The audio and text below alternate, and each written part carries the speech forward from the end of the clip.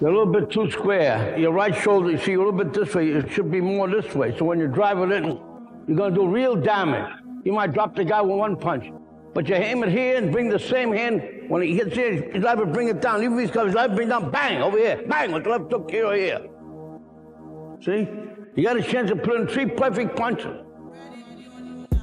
A fighter that young boxing students will forever look to emulate, and a mythical style that gathers a continually growing cult following. His artistic brutality, coupled with the evil intentions he brought into the ring, Mike Tyson was able to scale the heights of the boxing world and cross the line that separates the mortal from the immortals.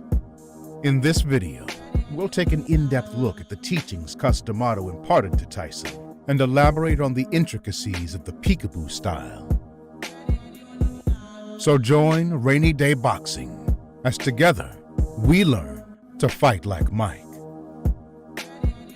I heard about this heavyweight that they were saying this guy is dangerous. He's from Cus D'Amato's camp. I finally seen him. I was like, man, he was going through fighters like a hot knife on butter. The way he moved his head and the way he threw punches, no fighter ever did more technically proficient moves in the history of boxing. He was knocking guys out. Every time he threw the punch, he threw with bad intentions, and he wasn't getting hit. It's now a well-known story of the troubled 12-year-old Mike Tyson being taken in by legendary trainer Cus D'Amato and given a second chance at life. After a few minutes of watching Mike spar, the boxing sage laid out the blueprint for the rest of Tyson's life. Cus's innovative mind invented a new style of boxing, a combination of aggressive offense and defense. With a fighter's hands held at the side of their face, it was dubbed by D'Amato critics as the peekaboo style. It was based on his favorite fighter, Maxie Rosenblum's uncanny ability to slip punches. But Rosenblum's overly cautious style didn't please the crowd, so Cus altered the style so his fighters could defensively press forward as aggressive counterpunchers. His students were to follow a simple yet effective formula. Move your head, avoid punches, and then attack. Originally, people laughed at the unusual style, but slowly, as he produced champions with the style, his unorthodox methods became more respected. And after Mike Tyson's blazing heavyweight reign, while employing D'Amato techniques, to proclaim peekaboo as a world-class style is now an indisputable fact. It is no coincidence that Floyd Patterson, Jose Torres, and Mike Tyson all became world champions under the tutelage of Cus D'Amato. The style worked.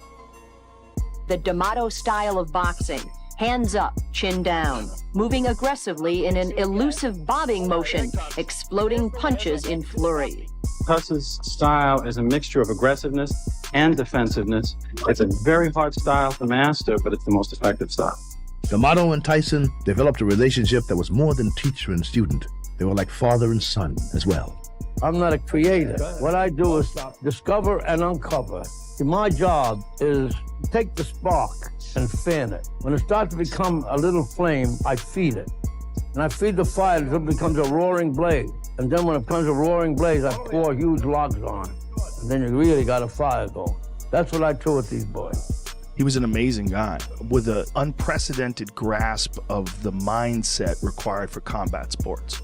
You know, nothing matters. You're nothing. The only thing that matters is the objective, and accomplishing that objective by going through these methods of boxing. Tyson was an incredible pupil. So what Cus taught him, which was legitimate, stayed with him. I tell them that at the beginning when they start, if they will do their job as well as I do mine, the result is a foregone conclusion. The fear of being hit is felt by every fighter. And to combat that fear, Cus D'Amato taught that a fighter needs to be protected from start to finish. Both hands up in front of your face, almost as if you're a turtle that's constantly in its shell. The hands protect the chin, the right arm constantly protecting the liver, the left, the solar plexus. Hands below the eyes to not inhibit peripheral vision. Your hands and elbows move with you so that when your opponent throws a punch, you block it as you're coming forward, and then you counter. Peekaboo fighters have a squared-up stance, with both feet pointing forward. It was designed to better allow for head movement while pressing the action. But with Tyson, although his shoulders were squared up, contrary to what many believe, usually Tyson's feet weren't both pointing forward. He stood with a slightly more traditional stance. A fighter must always be balanced and poised to deliver the knockout punch. The style is normally picked up by fighters who are short for their weight division or around the average height. The idea of turning a height or reach disadvantage into an advantage seems attractive to a lot of shorter fighters. However, with slight changes in tactics to your punch selection and how you avoid punches, the style can work effectively for taller fighters, as seen with Customado's trained fighter Joey Hadley. For shorter fighters, be not discouraged by your height, as you have the spiritual warrior within you. Size doesn't matter. Early in his career, Tyson was dismissed as too short for the heavyweight division. But as Mike Tyson's opponents lay crumpled on the canvas, they didn't think he was too short. You got a short guy, make him shorter. You got a tall guy, make him taller. That you got those assets to utilize. Fighters are used to fighting opponents 6'3", 6'2", the average heavyweight. And I feel that I use it to my advantage because I move my head, I'm very quick, and I'm low to the ground, and it's very difficult to hit me. I get a lot of leverage from my punches. And it doesn't matter if I punch up or straight or down or around, I have good leverage. It's not the size of the person in the fight, it's always the size of the fight in the person. What I learned from Customato, he showed me how you take a reach away. And Mike really never had any trouble with tall guys. He used to eat them up. The bigger they are, the harder they fall. Particularly in a fight perhaps like Reggie Gross fight, where Mike stood directly in front of Reggie Gross. And Reggie opened up with perhaps 10 or 15 punches and could not hit Mike. In the history of boxing, I had never seen a performance like that in 15,000 fight films. Head movement, the most important aspect of the style. To peekaboo practitioners, it is of paramount importance that they not get hit. Most people didn't realize that Tyson was a very smart puncher because he knew how to hit and not get hit. You throw punches with bad intentions and then move your head after every punch, slipping straight punches in a side-to-side motion rather than forward, and bobbing and weaving round punches in a U-shape. Having hands low and being stationary is a recipe for getting hit. A constant variety of head movement is needed to keep the opponent guessing. It does not matter how good your chin is. The best chin is the one that doesn't get hit. When facing a murderous puncher, if he is continuously missing and then is on the receiving end of counterpunches, hesitation and frustration will overcome him, forcing your opponent to either punch in a vulnerable position or run, playing right into the hands of an aggressive counterpuncher. Their greatest asset will become their weakness, and they will fear you. Move your head, move your head. That was Cuss's mantra. Even on his deathbed, D'Amato stressed the importance of head movement to Mike. He repeated his mantra even as he was dying. It's clear to see why the press referred to him as Cautious Cuss. Defense was always on his mind, and he felt it should always be on the mind of his disciples. Professional fighter has got to learn how to hit and not get hit, at the same time be exciting. That's what professional boxing is about. You got to be clever, you got to be smart, and not get hit. And when you're able to do this, you're a fighter. For all his brute force, Tyson is a student of his sport. He works hard on techniques to improve himself. Well, the purpose of the slip bag is to get the fighter moving his head, to get him in the habit of moving his head correctly. You have to try to be elusive. See, as long as the fighter's trying to be elusive, you're going to be all right. Tyson was very good at slipping jabs. And that was one of his greatest strengths, is when you thought that you had to just jab. But then when they jabbed, he slipped a punch, and that created an opening, and he would knock you out. I haven't got those punches. Yeah, my hands, I'm having those punches. If I can count, like when you move, I can move. Uppercut with him, I'll throw right hand. That's the whole thing. You can't do nothing. The guys go standing. You have to make them wait for him to do something so you can counter the punch. When I'm on the heavy bag with Michael, I'm working on his form. And I tell him, you're not moving enough, but you gotta move at least 3 times. Certain punches. You throw a straight punch, you move 3 times. You throw a hook, you move twice. Mike was at his best when he was defensive, because in being defensive, it always gave him the opportunity to land a big punch. Again, he lunges in, it gets caught! He lunges in with the left hook. Tyson very cleverly slips it, comes back in a punching position and lands a left hook. Outside of my right hand. We trained him steadily When he got to the point where slipping punches, we had a difficult time getting people to box with him because he proved to be a very hard puncher with both hands.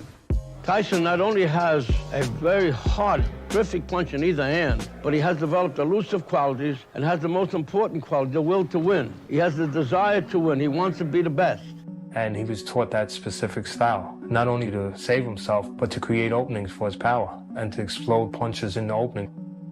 D'Amato always referred to boxing as the hurt business. During the lectures he gave Mike, instructing him to break his opponent's ribs and explode his eardrums, it's little wonder why Tyson fought so viciously in the ring. Cus believed boxing was all about entertainment. He desired his fighter to always press forward, showing aggression. Backing up meant you were retreating. It was all about action and giving the crowd their money's worth. It was D'Amato's purpose to train fighters to be the meanest, most vicious fighters ever to step in the ring. In Cus's words, the peekaboo style wasn't designed to make a guy miss. You make them miss once and twice, and then you get in. And he put it all there. You were to disable and dismantle your opponent in an exciting manner, not to lay back and outpoint your way to victory. A Spartan approach that Iron Mike wholeheartedly adopted. While remaining defensively responsible, Tyson would devastate his opponents with short punches. His short shots had little distance to travel and a greater impact when they connected. He also felt throwing punches in bunches had a higher percentage in resulting in a knockout.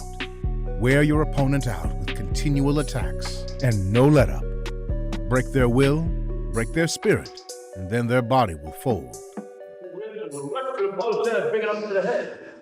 I wanted to hit him in the nose one more time for that bone could have went up in his brain. I wanted to go up in his brain.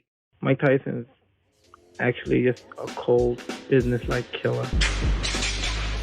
That's it. There you go. Now you got again. Who's the last guy to stop? Mike normally catches a guy with that uppercut after he's delivered a body shot. If I'm right in the center and I try to count it, count with this hand. Right. If I'm doing like this, I'm open like this. Try to go this way, Robert. Bring it here and bring it up. Boom.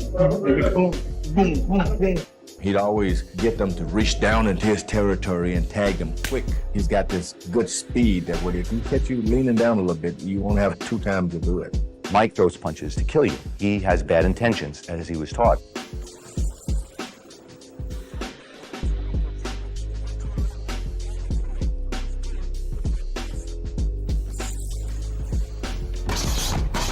Okay.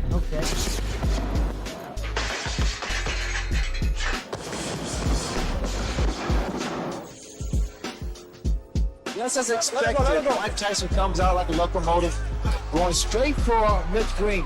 I mean, he is so tenacious. He's not letting up. He works his way in. The man possesses so much power. He has dynamite in both hands. Here again. Oh, what a left hand. And what a shot. That is an awesome shot. That was just a jab. You have to appreciate one left jab. The jab, a crucial punch that many do not associate with peekaboo fighters, but a punch that Cus D'Amato stressed his pupils should learn.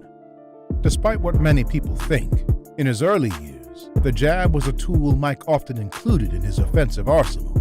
Always urging his fighters to jab often, Cus felt it should be just as damaging as every other punch. It should be as a battering ram that breaks through your opponent's defense. The arm, working like a piston to snap your opponent's head back, leaving them defenseless to your following attack. Tyson referred to the jab as a blinder that would blind his opponents for a split second as he would either spring to the side or follow up with a furious combination. And I'm jabbing. Right. I'm jabbing. When you're jabbing, the guy goes boom, boom, and he runs into the punch.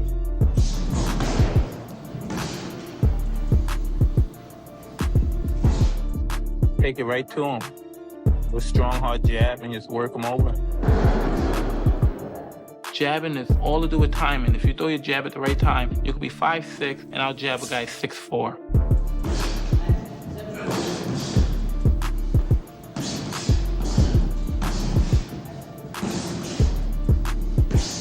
Go like that. Make no good moves today. 3 times in a row. That's it. Keep it up. That's it. That little move, that little twist. boom, boom, and then I twist it, and boom, and I'm at the side where you can't hit me. Like if you expect me to be here and you're throwing punches here, you're throwing punches here, but I'm here already, and I'm gonna hit you already a couple of times. You got punches, yeah. While a fighter focuses on being defensively sound, the anticipation of their opponent throwing punches may inhibit them from throwing a punch with the full power they possess. The D'Amato shift, a sidestepping move where you jump and twist to your opponent's side, would allow you to get a position where you could unleash a punch with as much force as you are capable of delivering, all the while being completely free from the fear of being countered. A twisting pivot move that is becoming more and more prevalent in boxing today. He does it with lightning speed. He can strike a blow. And that split second it takes him to be at your side. And almost to complete surprise of his opponent. And in that position, he can let a bomb go. Trying to get the angle is Tyson. Use that right foot and pivot. Swing around on your opponent's side and then crack. He got a right uppercut, another right uppercut, and down goes Mathis. Then he stepped back and did it again. Stepped off and around and ripped that uppercut to where Mathis was ducking right into it. Mike would be moving his head the right way, side to side, bottom, stepping to the side, aiming for the liver, aiming for the solar plex. Remember, from the side, you can let that punch go with the worst kind of intention because you know he can't hit you back, so you can throw the bomb with all the power you can generate. Custom club numbers in rapid succession, it would go something like this. 1 left hook to the jaw, boom. 2 right hook to the jaw, boom. 3 left uppercut. 4 right uppercut. 5 left hook to the liver. 6 right hand to the spleen. 7 jab to the head. 8 jab to the body. The number system, a method of coding specific punches with numbers that they were not commonly associated with. D'Amato's purpose for using this system was to allow the boxer's corner to be able to yell out random numbers, and the other fighter and trainer would be clueless as to what the instructions meant. Although the numbering system is not absolutely necessary to learning the style, Jose Torres, world champion and practitioner of the style, felt it was so effective he'd refuse to fight if Cuss wasn't sat ringside to call out the numbers. 1, 2, 1, 6, 1. 6, 1, 2, 1, 2. We use a number system where I call out the different numbers for the different punches. Now give me 1, 5, 1.